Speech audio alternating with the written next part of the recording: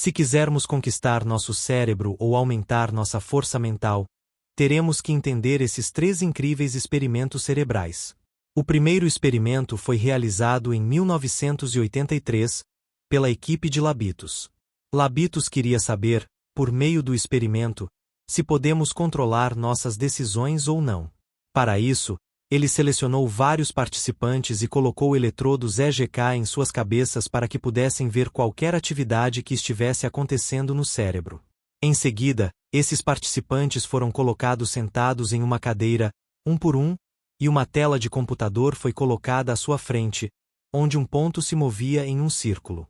Junto com ele, eles receberam um botão e foram informados de que, sempre que quisessem, poderiam pressioná-lo.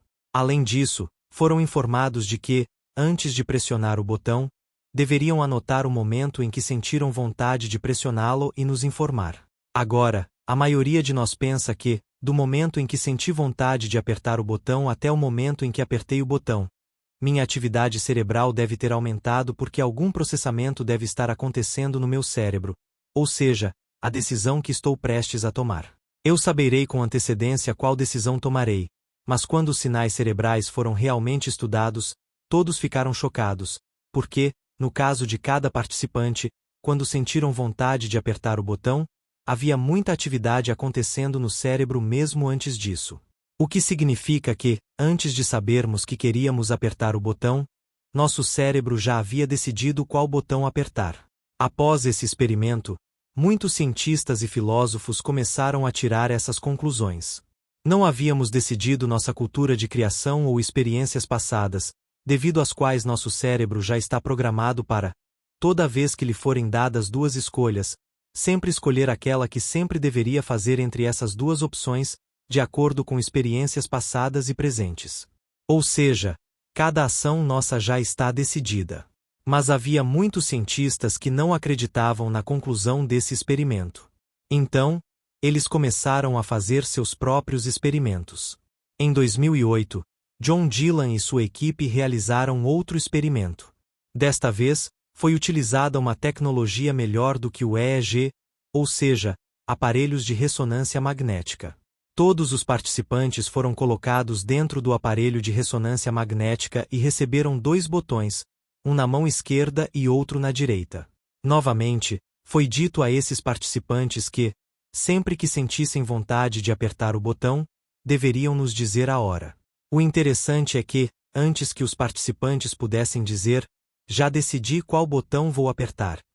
7 segundos antes disso, os cientistas conseguiram dizer qual botão essa pessoa vai apertar. Neste experimento, os cientistas não conseguiram dizer os dados corretos de 100% dos participantes. Eles conseguiram dizer os dados corretos de 60% das pessoas. Mas isso também é algo muito assustador.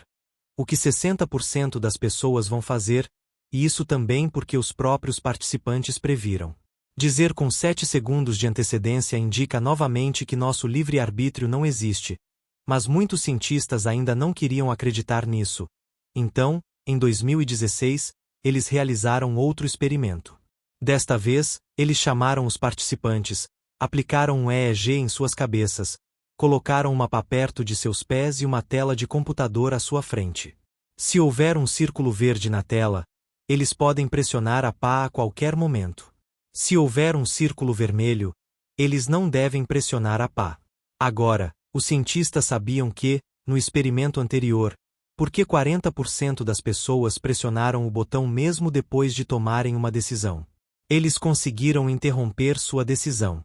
Mas, neste experimento, os cientistas queriam saber exatamente quando era esse momento? Após esse movimento, o ponto sem retorno é formado. Ou seja, os cientistas preveem com antecedência se a pessoa vai apertar o botão ou não. E então o sinal vermelho é exibido, e em seguida, é possível ver se a pessoa aperta o pedal ou não, apesar do sinal vermelho. E os cientistas começaram a reduzir o tempo gradualmente. Assim que a atividade cerebral indicava que a pessoa ia pedalar, eles mostravam o sinal vermelho um segundo antes, e o participante mudava de ideia várias vezes. Mas, à medida que esse tempo diminuía, chegou o tempo de 200 milissegundos, que se tornou o ponto sem retorno. Ou seja, Agora a mente consciente não consegue interromper sua decisão, mesmo que queira. Agora, a maioria de nós deve estar pensando: se cada decisão que tomamos está relacionada à nossa criação e ao nosso ambiente, como podemos reprogramar nossa mente? Então, a resposta para isso está nesta história. Caroline tinha mestrado em nutrição e costumava gerenciar a alimentação de centenas de escolas. Certa vez, ela e seu amigo Adam notaram que o cardápio de todas as escolas era exatamente o mesmo. Mas algumas crianças comiam mais vegetais, enquanto outras comiam mais sobremesas, e havia uma diferença de até 25% nesses números. Ambos ficaram muito surpresos.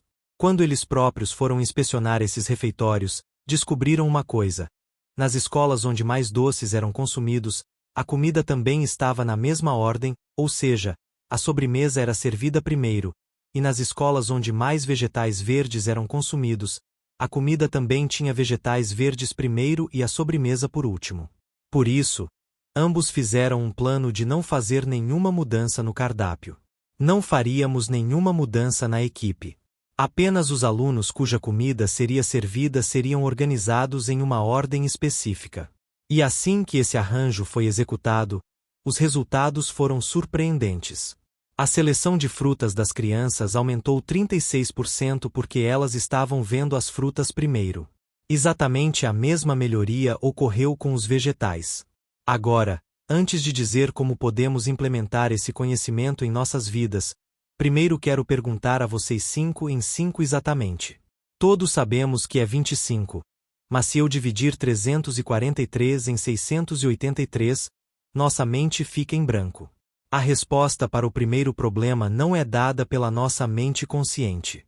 Ou seja, mesmo que quiséssemos dar essa resposta, nossa mente já teria dado a resposta automaticamente. Já o segundo problema, sabemos que podemos resolvê-lo. Mas, para isso, é necessário mais processamento mental, e essa tarefa será feita apenas pela nossa mente consciente. Veja bem, tudo o que escolhemos na vida pode ser dividido em duas categorias. A primeira é selecionar e a segunda é escolher. Escolher significa que já temos de 5 a 6 opções disponíveis, e dessas 5 a 6 opções, escolheremos a que estiver relacionada à nossa criação e ao nosso ambiente. Mas escolher é aquele conjunto de problemas em que precisamos considerar diferentes resultados e consequências maiores. Por exemplo, devo aceitar esta oferta de emprego ou não? Com qual pessoa devo me casar e assim por diante? E se quisermos reprogramar nossa mente, a maneira mais fácil é usar a mente consciente. Mudar nosso ambiente, e então nosso ambiente treinará nossa mente subconsciente quanto ao que devemos escolher. Por exemplo, se quisermos nos tornar uma pessoa em forma, sempre que nos sentirmos motivados, podemos conscientemente dar toda a nossa comida não saudável para alguém e encher a geladeira com alimentos saudáveis para a próxima semana. Podemos colocar posteres apenas de pessoas em nosso quarto e em nosso celular que sejam muito saudáveis. Assim que essa mente consciente for desativada e nossa mente subconsciente estiver vendo todos esses ambientes, ela sempre escolherá a opção saudável repetidamente. Sem esforço extra, em resumo, o ambiente é mais poderoso do que a força de vontade. Imagine algum membro da sua família sendo submetido a uma cirurgia. Ele está deitado dentro da sala de cirurgia. Agora você o está observando de fora? Os médicos vão operá-lo e, antes de iniciar a operação, leem um cartão. O que você acha que essas pessoas estão fazendo? Por que eles não iniciam a operação rapidamente? No final de meados de 2000, o Dr. Atul percebeu algo. Durante cirurgias, muitos pacientes enfrentavam contratempos. Não porque os médicos não fossem qualificados, mas porque não tinham conhecimento dos procedimentos básicos, e o Dr. Atul sempre pensava em como esses procedimentos poderiam ser realizados. Então, surgiu a lista de verificação de 119 etapas da OMS, e os médicos foram recomendados a utilizá-la em 3 etapas. As etapas básicas eram: primeiro, confirmar se o paciente a ser operado é o mesmo ou outra pessoa. Você tem todas as ferramentas disponíveis ou não? Terceiro, você administrou antibióticos ou não? Quarto, você está monitorando os principais dados desse paciente ou não? De outubro de 2007 a setembro de 2008, 8 hospitais no mundo implementaram essa lista de verificação e houve uma grande melhora nos resultados. O número de pacientes que morrem no centro cirúrgico caiu de 1,5% para 0,8%. Isso significa 47% menos mortes e as principais complicações durante a operação cairão de 11% para 7%. Isso significa uma queda de 36%. Em suma, mesmo que sejamos muito capazes, uma simples lista de verificação pode dobrar nosso desempenho. Em suma, devemos ter uma lista de verificação para tudo o que fazemos. Por exemplo, se você se sentar para trabalhar de manhã, pode ter uma lista de verificação como esta. Em seguida, traga sua garrafa de água de 2 litros à sua frente. Mantenha 2 lanches saudáveis à sua frente e coma 3 das 3 principais prioridades que podem melhorar sua vida. 4. Reserve 55 minutos para cada prioridade. Desligue seu celular e comece a trabalhar. Vou resumir todo este vídeo para você. Primeiro, começamos com 3 experimentos alucinantes, nos quais vimos que, antes de sabermos o que vamos fazer, um sinal é gerado em nosso cérebro, chamado potencial de prontidão. Agora, a conclusão de muitos cientistas a partir desses experimentos foi que o livre-arbítrio não existe, mas muitos cientistas acreditam que, como podemos analisar nossas ações posteriormente, ele é um tipo de livre-arbítrio. Então vimos que, se precisamos fazer com que nossa mente realize um trabalho previsível, para isso podemos fazer 2 coisas. A primeira é o ambiente, ou seja, a consciência. Mude seu ambiente uma vez usando mais a parte computacional do cérebro, e tudo no ambiente deve nos lembrar apenas do nosso objetivo. Em segundo lugar, vimos que é preciso fazer uma lista de verificação para si mesmo. Se fizermos essas 2 coisas, a reprogramação de nossa mente começa e nosso desempenho pode melhorar significativamente. Então, Senhor, as histórias deste vídeo que contei a você são de 2 livros, Nude Checklist.